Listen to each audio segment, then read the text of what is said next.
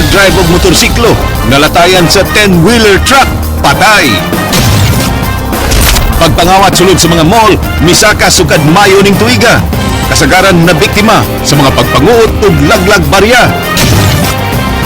Pangulo sa Citrasco nagplano pagpetisyon pagpamenos sa plitihan. Mga petisyon sa pagpaumento sa sweldo, paminaon sa public hearing sunod buwan. Why fake rice nga nakasulod sa Sugbo?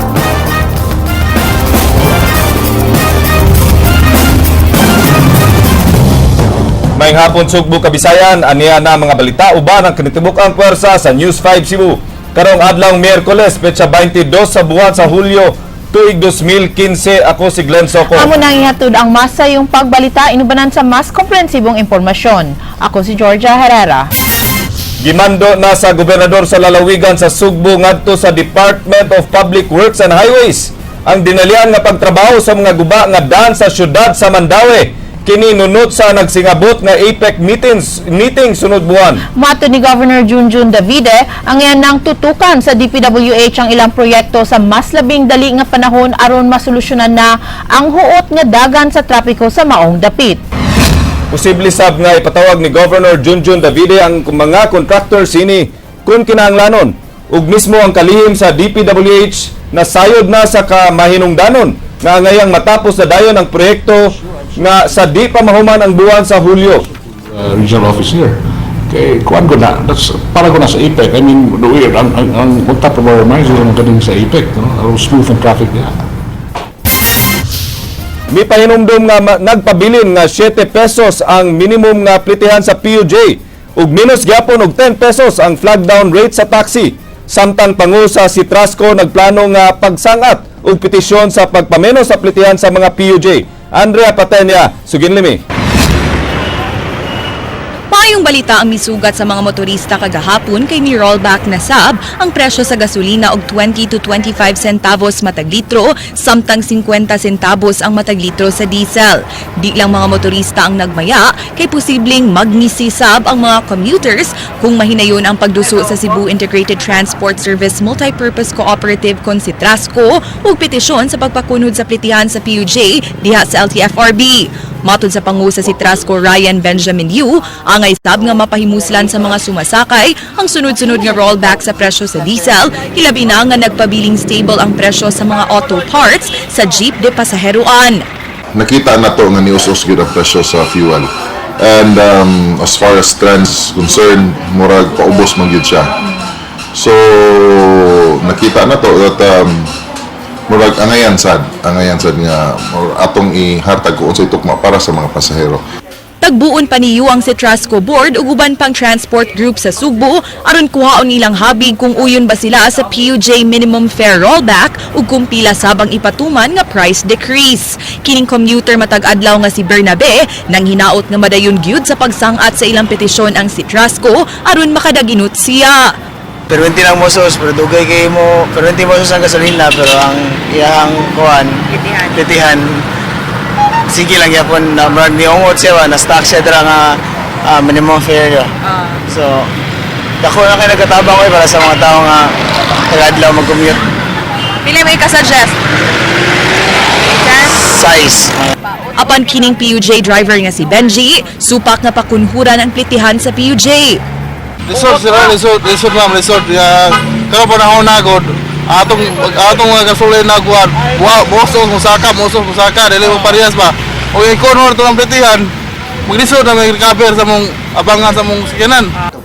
Matod ni LTFRB 7 OIC Reynaldo Elnar, kung madayon ang pagsangat sa Citrasco ug petisyon, ipasa kini nila ngadto sa ilang uluhang buhatan ug maghuwat sila og mando kung angayan ba silang magpatawag og public hearing alang niini. Posibleng i-consolidate ang isang at unya nga petisyon sa Citrasco sa nag-ung-ung nga petisyon nga gisumite ni kanhi Cebu City Councilor June Pe alang sa 50 centavo decrease sa minimum PUJ fare.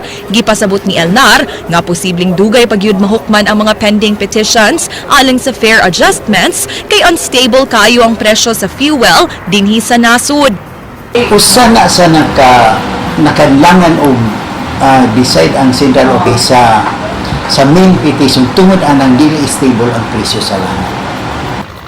Mipainumdum si Alnar nga sa pagkakaroon, 7 pesos gihapon ang minimum PUJ fare sa Central Visayas, samtang doon nagyapoy 10 peso discount ang flag down rate sa taxi.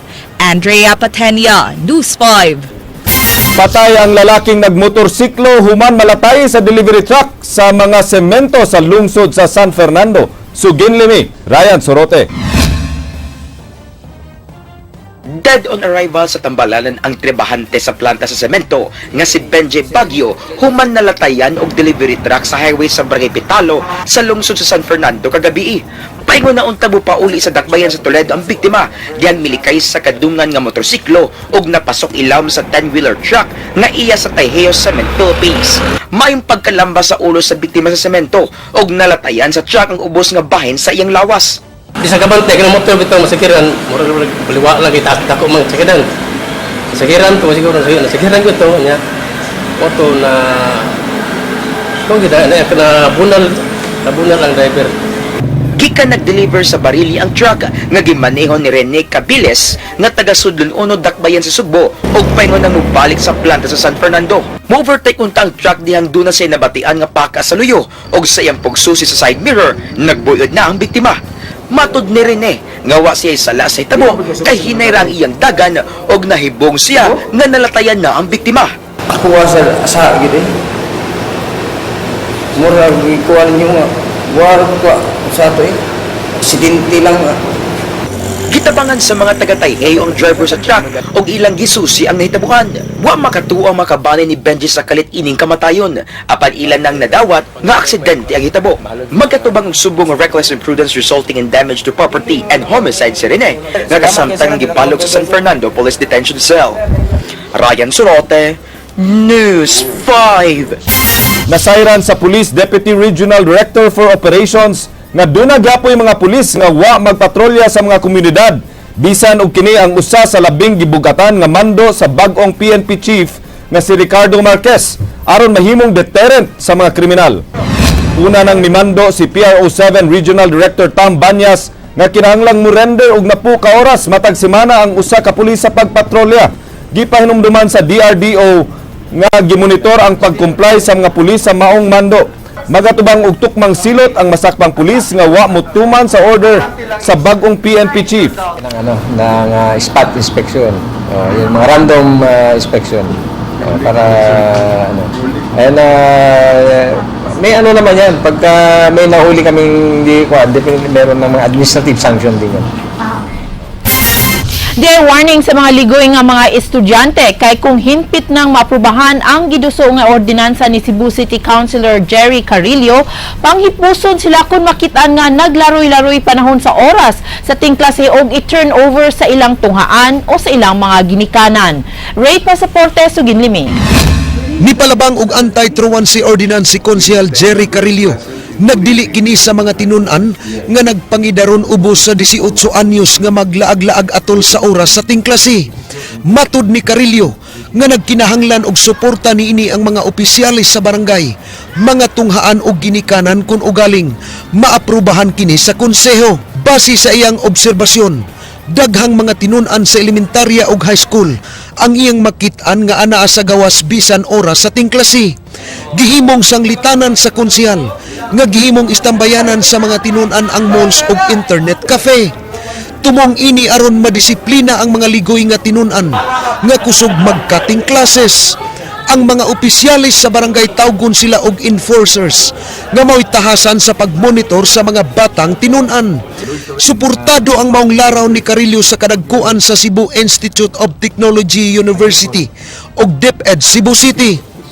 Because there are some reasons, like for example, they were authorized. Then if they are not, then the barangay enforcer will call the respective schools and the parents of these students, and they will be turned over, and that will be recorded. Because if and when it will be a repetition, then the procedure penalty as imposed under the law will now be applied. Uyon minianing truancy ordinance. Basta alam to siya uyon sa miato nga ihon lang yun pag-implement unya ayaw sa nag-train ang mga implementors para dili mo create o additional samok pa kanang dinakpanay sa mga estudyante, sa mga parents, sa mga establishments. There should be implementing rules nga klaro nga dili masakitan ang tanan, but it should be down sa common good. Kaya maayo maning pugnan gini mga bata maglaro-laro kay it's about their future man. Dugang ni Carillo nga manubag ang eskwelahan o ginikanan sa mga masakpang bata nga naglaroy-laroy kay dunay guidelines niini nga gisit up ang mga tunghaan nga panahon sa oras sa klase di gyud unta makagawas ang mga bata. Sa Dan Sansiangco, gibisita sa news team kining usa sa inilang internetan ug among naabtan nga daghang mga tinun-an nga nagduwa. Vacant ron nimo. Oh, vacant rin ako eh. Palipas oras ra ba? Saan ka ngayon? Kan, scanner. Pero pila na may edad? Kan, jutsu. 18. Oh. So kada adlaw ka dire. Diloy, kanarang vacant ako. Usay kay dito ram sa kusiskilan. Nakaroon, ningalingaw ra ba? Nay high school dire? Wala, sir.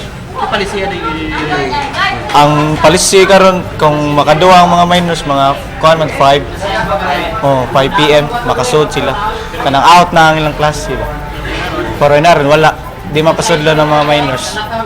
Ray Pasaporte, News 5. Ex-convict na dakpan atol sa gihimong checkpoint sa kapulisan sa Marigondon, Lapu-Lapu City. Nakawaan kinig siya buog marijuana. Ryan Sorote, Suginlimi. Mga napuro ko ni kalikit.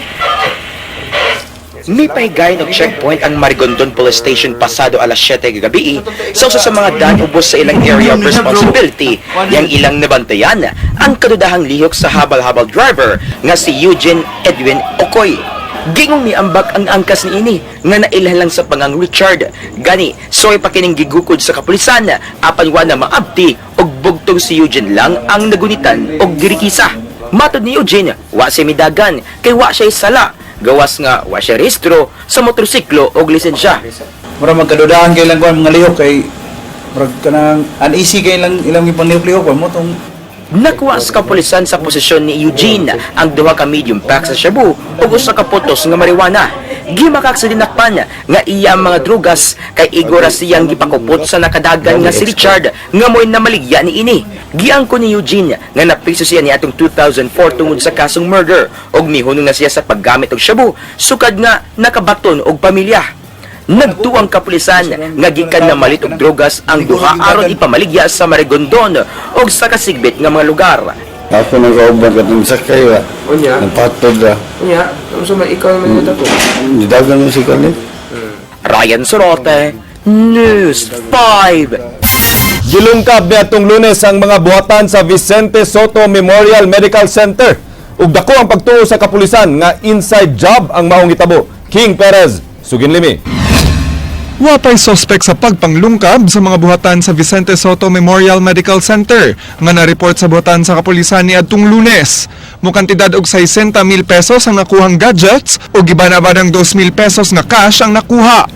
Why CCTV camera sa mga buhatan nga nakawatan sama sa Commission on Audit, Procurement, Internal Control ug Budget Offices sa mga tambalanan. Dunay duty guard sa mga tambalanan. Nakuhang ebidensya sa Cebu City Police Station 2 ang duplicated nga yawi nga gigamit sa pagsud sa mga buhatan.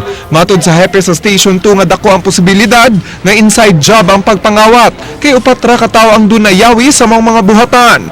Sa base sa kuan sa responder kailan revelation sa investigation nila walay force entry. Sa phone interview sa Public Information Officer sa VSMMC, doon na gipatuman nga protocol sa ilang security agency nga Gap Protect human sa pagpangawat. In terms of ang protocol ang atuang security agencies on top of the situation. King Perez, News 5. Usa ka lalaki mipunting sa iyang kalagot ngadto sa anak sa iyang kontra, iyang gituunan ang 10 anyos nga batang lalaki nga padung unta nga muskwela. Jinky Receipt, Suginlimi. Sayo nga nagkagubot kaganiha dinhi sa sitio Mahayahay sa Barangay Apas, Dakbayan sa Sugbo, dihang gisong sa mga sakop sa SWAT Police kining lalaki nga giingong nanion og armas sa usa ka 10 anyos nga batang lalaki. Ang dinakpan giila nga si Ramer Lapidario, 33 anyos ulitaw, kinsa kasamtangang nagtrabaho isip security guard sa usa ka kompanya. Matod sa inahan sa bata, padung sa eskwelahan ng iyang anak nga itago nato sa pangan nga J. Apan kalit kining gilab ni sa suspect, gitiunan og 38 nga kalibre sa armas. Nasayran nga kini na ang ikaduhang higayon nga gitiunan niya ang mga anak ni Joanne. Di inalisang kini sa ilang gidangatan. Kung kanina, ni kalit na sa doon naman ko natuo nga kanang iyapang tiunan ako mga anak o busog. Kaya wala naman miniya ng hilabot. Gusto may inyong iawayan day sa Wala ra hinungdan nga nanion siya aning bata. May nag-ingon nga nag-away nga nagsinghaganay, wala. Yung namis ko yan, yung mga na ibalik migsakas ko mga yaman ming gikuhan, isunod pa dyan may niya. Depensa sa suspect, giplanuhan sab siya nga patyon samahan sa bata, mao nga gihadlok niya ang anak ni ini. Kay ni uli ko ato kay kuan. Uli ko kay na atangan mo ko kuan. Ako gipusil kuan niya na. Giklaro sa pulis nga dili hostage taking ang nahitabo kaganiha. Gihikay na karon ang kasong illegal possession of firearms ug child abuse batok sa dinakpan. Jinky Rossi, News 5. Sa nagpadayong hearing sa DILG may tungod sa reklamo nga giatubang sa mga opisyal sa Dakbayan sa Sugbo, mitugot ang hearing officer nga mohatag sa iyang testimonya sa Cebu City Treasurer Diwa Cuevas. Sugin ni King Perez. Nahukman sa hearing officer sa DILG nga madugangan ng mga isyu ug saksi sa pagresolba sa kaso sa giatubang sa mga opisyales sa Dakbayan sa Sugbo diin anaa gihapon sa pre-trial stage. Ang administrative complaint kabahin sa pagpanghatag sa Calamity Assistance Fund ngadto sa mga empleyado sa City Hall nga mokantidad og kapin 61 million pesos. Nalakip na sa isyong tukion sa DILG kung dunay tulubagon si Vice Mayor Edgardo Labella sa pagpatuman sa gireklamong ordinansa kabahin sa Calamity Fund kay nagsilbi lang siya nga presiding officer ug wa miapil sa deliberations ug pagboto sa ordinansa. Milanat og usa ka oras ang closed door hearing. Di nakasentro sa gihimong mosyon sa mga reklamante pag-apil kang City Treasurer Diwa Cuevas nga ipresentar isip witness. Matod sa abogado sa reklamante, nagikinahanglan ang testimonya ni Cuevas kay duna kini kasayuran sa detalye sa Calamity Fund. Nagi-question. Nahimong aligasyon sa reklamante nga dunay 23 milyones pesos sa gigamit nga pondo nga gikan sa mga donations ug dili pondo sa City Hall. Million that was appropriated does not come from the calamity funds as required by law, and there are other requirements also as found by COA, and since it is 84 million, the 23 comes from donations which is not supposed to be used and no longer present witnesses. That was already agreed. That is why there was already an amended order. Now they would also now want to change the theory and go back to presentation of witnesses and then request for subpoena, which was already denied beforehand. So that is why to me, I was already I did not find it very good to be changing doctrines and theory time and time again. That's not supposed to be like that because it.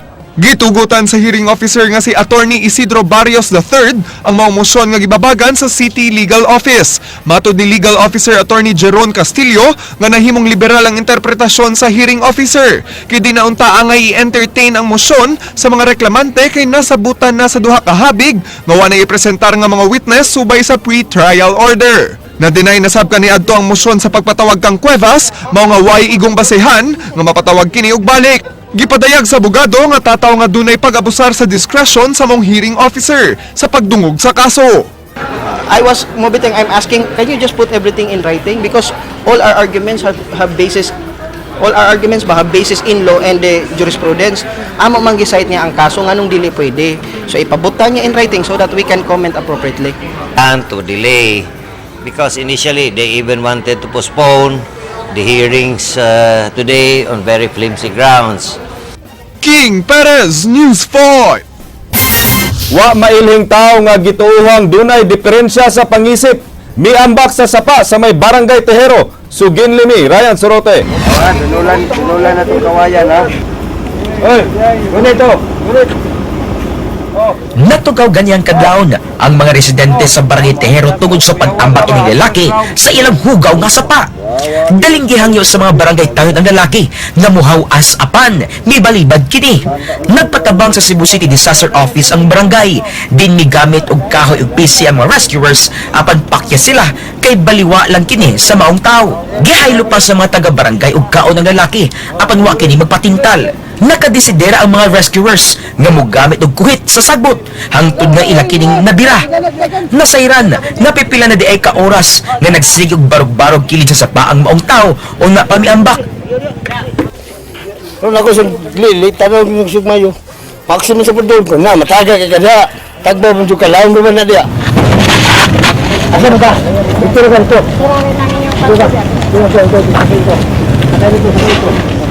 Pila na sad kay gayon nga misuway sa pag-ambak og balik ang lalaki. Gikaligo na lang nila kini og gitugyan sa Barangay Tejero aron dadon unta sa psychiatric ward sa Vicente Soto Memorial Medical Center. Apan wa kini dawata. Una pa miambak sa sapa, giingong mihigda pa di ang lalaki tunga-tunga sa MacArthur Boulevard apan gisita sa tanod. Mao sa nang tawana gani akong gipadaplin nga nihigda dito sa taliwas daan apit maligsi. O mo to nakaibawi ko nga may diferensya sa o. Ryan Sorote, News 5. Nanawagan si Cebu Governor Junjun Davide ngadto sa publiko nga dili mo tuo sa taho nga nakasud na dinhi sa Sugbo ang gitawag nga synthetic corn fake rice kini human siya gipahibaw sa NFA administrator. Mao nga giawhag sa gobernador ang katawhan nga di magtuo sa mga nanggawas nga report kabahin sa fake rice ilabi na sa syudad sa Talisay. Kay nung duman nga dunay taxi driver nga mireklamo sa buhatan sa NBI kabahin sa peke nga bugas apan ang NBI di pa mo kumpirmar ini samtang nagpaabot pa sa resulta sa eksaminasyon gikan sa Chemistry Division sa ilang buhatan. So we should help us. I'd like you to help us, the media, to inform the public na walay fake rice din sa ato. There's no cause for alarm. Andam ang syudad sa Subo nga mananom og ipuli kung tugutan nga maputol ang mga punuan sa kahoy sa St. John Paul II Avenue. Ray Pasaporte, Suginlimi. Yeah, o yun man ko ana nga there should be a formal letter request. Kay ang Kini mo'y tubag ni Vice Mayor Edgar Labillas sa gipangayo sa DENR nga letter request ni Mayor Michael Rama sa plano ni ini pamutlon ang kahoy sa St. Paul Avenue Center Island. kana gi-address mo guna sa mayor. Yeah, mo na it's the mayor who is going to respond to that. Tuyo ni Mayor Michael Rama nga mapalapdan ang St. John Paul Avenue. Din mahimutang ang venue sa International Eucharist Congress. Matud ni Labilla, magtanom ang syudad og mga kahoy nga ipuli sa maputol nga kahoy sa maong dalan. Samtang gipahibaw sab ni Konsehal Nida Cabrera nga karong Sabado mao'y katapusang adlaw sa ilang tree planting activity sa Barangay Adlaon. Mukabat sa kapinpito kalibo ka seedlings ang ilang gitanom nga giilis sa mga kahoy nga gipamutol sa dalan S. Osmeña atol sa pag-ayo niini. Kuan naatay 3,000 plus nga gi-set aside pod katong fruit bearing trees aside from coffee. Ray Pasaporte, News 5. Uyon si Vice Mayor Edgar Labella nga white term limit ang makadaog nga mga politiko human sa piniliay karong 2016 alang sa national ug local election. Nasayran nga si Vice Presidente Jejo Marbinay mibutyag niini sa usa ka tigom sa miaging semana didto sa Bacolod City nga kun siya ang makadaog nga presidente sunod tuig unahon niya ang pagwagtang sa term limit. Matod ni Labella nga mas maayo nga dunay term limit kay aron ang uban ilabi na ang mga batan-on nga dunay competence ug kwalipikado ug dunay kasing-kasing nga moserbisyo matagan og kahigayunan. Hinuon uyon si Labella nga himong 4 years ang term ug one re-election sa tanang opisyal lakip na ang presidente. Human sa re-election di na mahimong magpapili pag-usab ang usa ka opisyal aron dunay tsansa ang uban sa pagpapili. Because di man gyud na husto, even history would tell us na to those leaders who wanted to perpetuate themselves in power for life ended up in shame. From fame turned out to shame. Look at the lesson we have learned from President Marcos. President Marcos was a good president, but because he wanted to perpetuate himself in power for life, what happened? No, he suffered ignominy. Unya, look at Saddam Hussein, look at Gaddafi. Basta mga ingon ana nga gusto ganing mag-deck of in power for life, di gina mahimo because Ako term limit, Attorney Jordan. Yes, for me, but also I agree with what he said that 4 years to re-elect, because you know why? The setup for me, my own personal opinion, is too short for a good president but too long for a corrupt one. Dapat wala kurap. Yeah. Pagkato mga balita sa Aksyon Bisaya, kini si Glenn Sobo. Daghang salamat, ako si Georgia Herrera. Bisan asa, bisan kanusa, kapatid. Kay di lang kutob sa balita, Aksyon!